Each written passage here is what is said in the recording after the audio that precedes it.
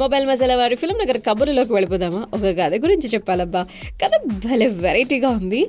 విడాకులు తీసుకుంటామని చెప్పి ఇబ్బంది పడిపోతారేంటి, అలాంటి ఎమోషన్స్, అలాంటి బాధలు అసలు విడాకుల విషయంలో ఉండకూడదు తెలుసా అని చెప్పి ఒక కాన్సెప్ట్. సో ఆయన ఏమన్నారు మొబైల్ మసాలా వారి ఫిల్మ్ నగర్ కబుర్లలో? ఇక్కడ ఆయన అంటే హీరో గారు కానీ డైరెక్టర్ గారు కానీ ఏం చెప్పాలనుకున్నారు వారి కథతో అంటే, విడాకులు అనేటువంటిది మరింత సంతోషకరమైనటువంటి కాన్సెప్ట్ కదా, కొత్త జీవితానికి గొప్ప అవకాశం కదా అని చెప్పి. ఇంతకీ ఎవరా నటుడు అంటే దక్షిణ కొరియాకి సంబంధించినటువంటి లీ డాంగ్ వూక్. ఆయన ప్రధాన పాత్రలో నటించినటువంటి ది డివోర్స్ ఇన్సూరెన్స్ కోసం అనమాట ఈ మాటలన్నీ కూడా. ఇట్స్ రొమాంటిక్ కామెడీ డ్రామా అనమాట. అండ్ ఈ సిరీస్ అయితే కనుక ప్రెసెంట్ బాగానే వెళుతోంది. ఇక్కడ వాళ్ళ మాటలు ఏంటి అంటే, ఇందులో భీమా కంపెనీ ఉద్యోగి అనేటువంటి ఒక ఆయన లీ డాంగ్ ఆ పాత్రలో కనిపిస్తారు. 3 సార్లు విడాకులు తీసుకుని ఆర్థిక ఇబ్బందులు ఎదుర్కొంటూ ఉంటాడు. ఈ విడాకుల క్రమంలో తాను అనుభవిస్తున్నటువంటి ఈ పరిస్థితి మరొక వ్యక్తికి రాకూడదు అని చెప్పి ఒక కొత్త పాలసీ కనబెడతాడు. అదే విడాకుల భీమా. సో డివోర్స్ ఇన్సూరెన్స్ సంబంధించి అంటే ఈ మధ్య కాలంలో విడాకుల సంఖ్య విపరీతంగా పెరిగిపోతుంది కాబట్టి ఆయన తీసుకొచ్చినటువంటి డివోర్స్ పాలసీ ఒక కొత్త అంశంతో ప్రేక్షకులు ఫస్ట్ నవ్వుకుంటారు, తర్వాత మంచి సందేశం ఉంది కదా అని చెప్పి అంటారు అనమాట. సో మీకు ఈ కాన్సెప్ట్ ఎలా అనిపించిందో కమెంట్స్ రూపంలో నాతో షేర్ చేసుకోవడం అయితే కనుక మర్చిపోతుంది.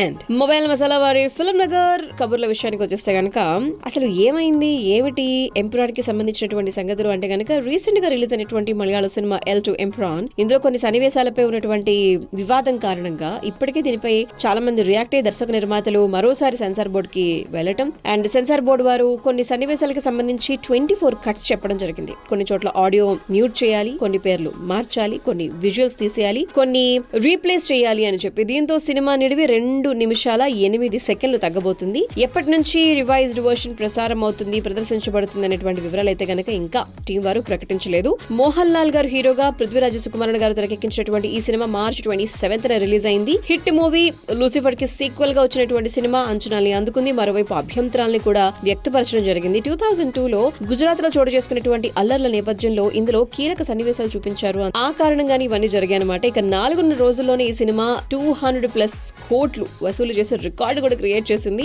ఇక సెన్సార్ బోర్డు సూచనల మేరకు బాలరాజ్ బజరంగి పేరును బల్దేవ్ గా మార్చబోతున్నారు. అండ్ సో కేంద్ర మంత్రి సురేష్ గోపి గారి పేరును కూడా తీసేయాలని చెప్పి జాతీయ దర్యాప్తు సంస్థ NIA కు సంబంధించినటువంటి సీన్స్ కూడా మ్యూట్ లో ప్రదర్శించాలి అని చెప్పి ప్రొడ్యూసర్ యాంటనీ గారు మరి ఈ విషయంపై మాట్లాడుతూ, స్వచ్ఛందంగానే ఆయా సన్నివేశాల్లో మార్పులు చేయాలనుకున్నామని చెప్పి ఎలాంటి రాజకీయ ఒత్తిడి లేదు అని చెప్పారట. మోహన్ లాల్ గారు కూడా 2 రోజుల క్రితమే ఈ వివాదంపై సోషల్ మీడియా పోస్ట్ కూడా పెడుతూ మరి అందరికీ క్షమాపణలు చెప్పడం కూడా జరిగిందనమాట.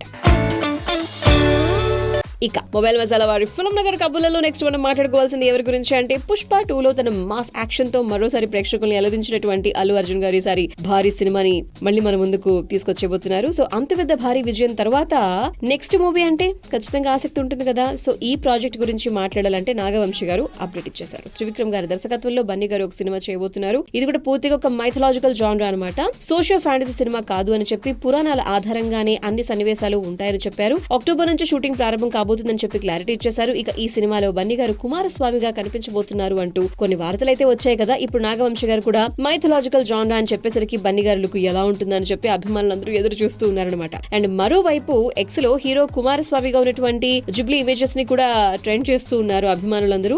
అండ్ ప్రెస్ మీట్ లో మాట్లాడుతూ విజయ్ దేవరకొండ గారు నటిస్తున్నటువంటి కింగ్డమ్ గురించి నాగవంశి గారు మాట్లాడుతూ, గౌతమ్ తిననూరు దర్శకత్వంలో రాబోతున్నటువంటి సినిమాలో యాక్షన్ సన్నివేశాలు KGF స్థాయిలో ఉండబోతున్నాయి అని చెప్పి వాటికి ఇంపార్టెన్స్ ఇస్తున్నారని చెప్పి, అండ్ ఈ సినిమాలో అన్ని లాజిక్లు ఉంటాయని చెప్పి సందేహాలన్నింటికీ కూడా గౌతమ్ గారు తన వర్క్ తో సమాధానం చెప్తారు అని అంటూనే ఇది ఖచ్చితంగా హిట్ అవుతుంది అని చెప్పి నాగవంశి గారు చెప్పడం జరిగింది. అలాగే రవితేజ గారు హీరోగా తెరకెక్కుతున్నటువంటి ఒక మాస్ జాతర, మనందరం ఎదురు చూస్తున్నటువంటి మాస్ జాతరే అనుకున్న టైంకి రాకపోవచ్చు అనేది నాగవంశి గారి మాట. సో జూలైలో మన ముందుకు వచ్చేటువంటి అవకాశాలు ఉన్నాయి అని చెప్పి చెప్పడం జరిగిందనమాట.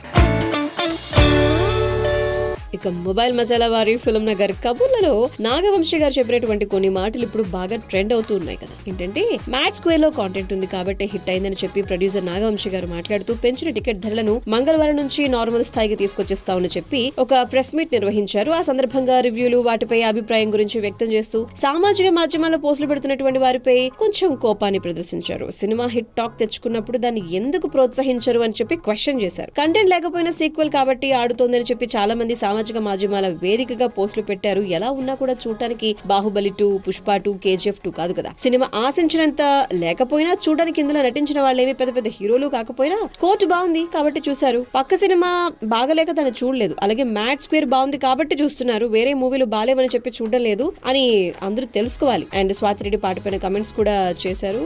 కంటెంట్ లేదు, సెకండ్ హాఫ్ పండలేదని చెప్పి అంటున్నారు. నేను థియేటర్ లో చాలా సార్లు సినిమా చూసాను. ప్రేక్షకుల నుంచి రియాక్షన్ అయితే చాలా బాగుంది. జనాలకు తెలిసినంత బాగా రివ్యూవర్స్ కి తెలియటం లేదా అని చెప్పి క్వశ్చన్ చేయడం జరిగింది. అండ్ సినిమా రిలీజ్ అయ్యి రివ్యూలు వచ్చిన తర్వాత ప్రెస్ మీట్ లో పెట్టడం, అప్పుడు వాటిపై నేనేమి పెద్దగా మాట్లాడలేను. వాళ్ళ పని వాళ్ళు చేశారు కాబట్టి ఆ రివ్యూల మీద సామాజిక మాధ్యమాల్లో పోస్టులు పెడుతూ ఉన్నారు.